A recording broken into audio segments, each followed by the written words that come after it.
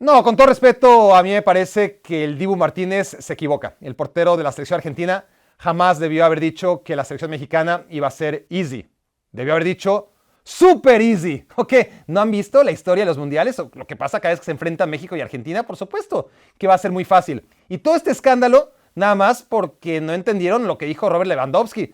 Pero claramente lo primero que dijo cuando supo que México sería su rival fue łatwo, que en polaco significa fácil. ¿O qué? ¿Creen que va a estar muy preocupado por el Tecatito Corona? Robert Lewandowski se va a preocupar por Funes Mori, ¿no? O por Raúl Jiménez, lo que queda de Jiménez o de Henry Martín, por favor. Y es más, quienes hayan visto el camino de Arabia Saudita rumbo a Qatar y la localía que va a tener ahí el equipo dirigido por el gran técnico Hervé Renard, sabrá que Arabia Saudita es gran favorito para vencer a la selección mexicana. Las cosas como son. Aficionados cangrejos, aquí, en Cali Arena.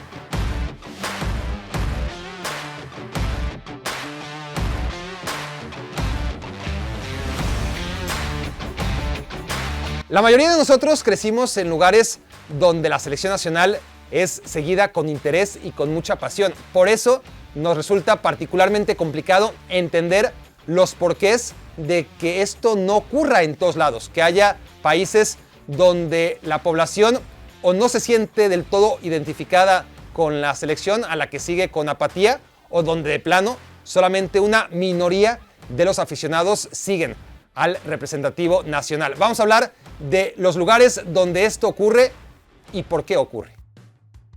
Saben que no es el estilo de este canal, pero empecemos de una vez con la polémica a todo lo que da. La mexicana es probablemente la selección más apoyada del mundo. Cada 4 años, la invasión azteca al país anfitrión del mundial es una de las más numerosas. El Tri vende camisetas, prende televisiones en 2 países y es seguido con devoción en cada punto cardinal del norte de América. Bueno, esto no tiene nada de polémica, es información reciclada. El asunto es que, bajo mi percepción, la mayoría de los aficionados en México sienten la misma o incluso más pasión por la selección que por sus equipos, excepto en Monterrey. Ahí, el amor por Tigres o Rayados está tan concentrado que en el corazón de los aficionados regios apenas queda lugar para la selección.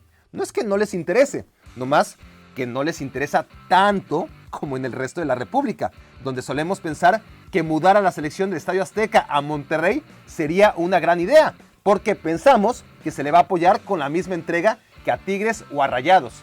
Y la realidad es que no. Las veces que lo intentaron tuvieron problemas hasta para vender entradas. El caso de la selección española y la antipatía que despierta entre millones de españoles que la rechazan según la región autonómica en la que vivan es probablemente el más conocido. En regiones centrales como Madrid y alrededores, Asturias en el norte o Andalucía en el sur, la selección española es en realidad muy querida.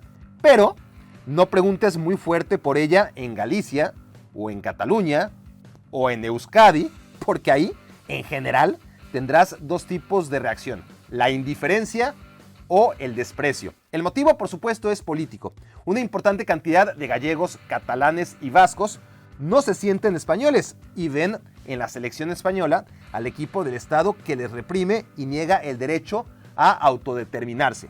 Las aficiones del Barcelona y del Athletic Club de Bilbao son quienes más desarrollado tienen este sentimiento. Realidad que ha sido evidenciada en los pitos al himno español cuando estos clubes se han enfrentado en finales de Copa del Rey. Tan solo el 14% de los chinos está interesado en el fútbol. Pero piénsenlo bien.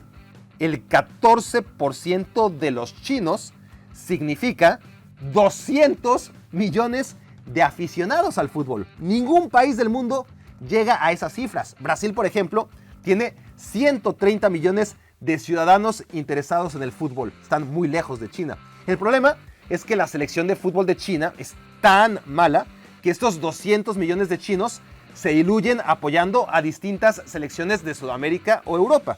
Por eso China, aun cuando su selección no clasificó a Rusia 2018, fue el 8º país que más aficionados mandó al Mundial.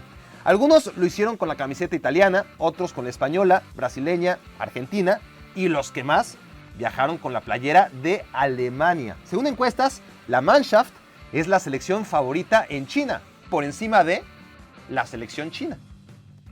El de República Dominicana es un caso excepcional. Estamos hablando de un país cuya producción de beisbolistas equivale a la de Brasil y Argentina juntos en fútbol, pero con una población más bien parecida a la de Uruguay. En fútbol, su selección podría tener a jugadores de cierto renombre como Mariano Díaz, Raúl de Tomás, Junior Firpo, Pablo Rosario, Rubén Vargas, pero ¿quién va a viajar 10,000 kilómetros cuando en el Estadio Olímpico Félix Sánchez, con capacidad para 27,000 espectadores, se paran 1,500 a ver los partidos eliminatorios de la selección dominicana? Piensen en nuestros representativos de cricket, hockey sobre hielo y rugby, salvo que sean argentinos. ¿Existen? Asumimos que sí, pero es pura intuición. Del mismo modo, no es que en Dominicana no apoyen a su selección de fútbol, es que no están ni siquiera al tanto de su existencia. Y sí, ocurre lo mismo en San Vicente, Belice, etc. Pero como en Dominicana son latinos como nosotros, resulta más chocante este distanciamiento cultural. Probablemente similar al de Nicaragua, donde siguen el fútbol, pero no más si es europeo. La mayoría de los aficionados en Inglaterra desprecian el fútbol de selecciones, International Football le llaman, y solo se interesan por el de clubes. Esto ocurre por dos principales razones. Primero, el escepticismo y desdén que se ha ganado a pulso una selección experta en defraudar, y no menos importante, el deseo de desmarcarse del hooliganismo que históricamente ha acompañado a la selección inglesa. Una gran cantidad de aficionados al fútbol en Inglaterra asocian a los aficionados a la selección con vándalos y exacerbados patrioteros con quienes no quieren identificarse. Según la ciudad, este fenómeno ocurre en mayor o menor medida, pero el desprecio a la selección inglesa encuentra casi mayoría absoluta en Liverpool. We're Scouse, not English es su lema. Sienten que el resto de Inglaterra les odia y que históricamente la corona y los políticos en general les han marginado. Por ejemplo, el gobierno se lavó las manos y culpó a los aficionados de Liverpool por los 97 muertos en el desastre de Hillsborough en 1989. Tras décadas de lucha, las familias de las víctimas lograron que se reconociera la verdad, que la tragedia fue causada por negligencia policial. Entre todas las selecciones del planeta con historial en la Copa del Mundo, ninguna cuenta con menos apoyo que Bulgaria. Tras haber participado en 7 mundiales, los búlgaros están completamente abandonados a su suerte en los partidos como local, ya que las restricciones causadas por el coronavirus alteran toda medición estadística que gira alrededor de la asistencia a los estadios a partir de 2020. Hay que basarnos mejor en lo ocurrido rumbo a Rusia 2018. ¡Qué tiempos aquellos! Rusia 2018.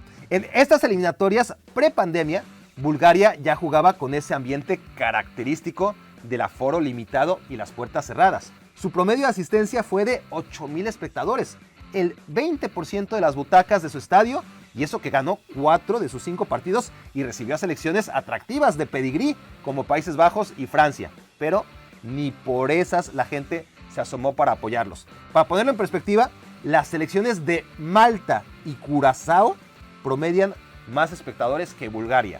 Malta y Curazao.